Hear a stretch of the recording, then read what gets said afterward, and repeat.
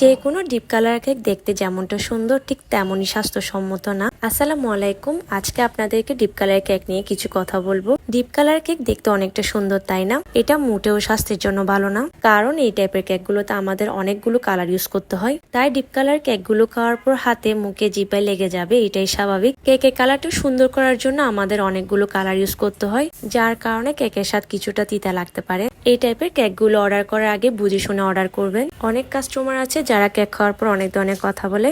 আপনারা এমন কি কালার ইউজ করছেন কেকে যা হাতে লেগে আছে, আরো কত কিছু বলে। যাই হোক, এই ভিডিওটা মূলত আমি তাদের জন্য বানিয়েছি।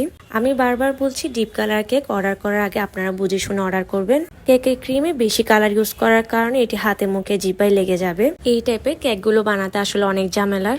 ডিপ কালারটা আনতে আমাদের অনেকগুলো কালার ইউজ করতে হয়, তাই অনেকগুলো কালার ইউজ করার কারণে কেকের টেস্ট একটু তিতা লাগতে পারে। তাই এই টাইপের কেকগুলো অর্ডার করার আগে প্লিজ বুঝে শুনে অর্ডার করবেন।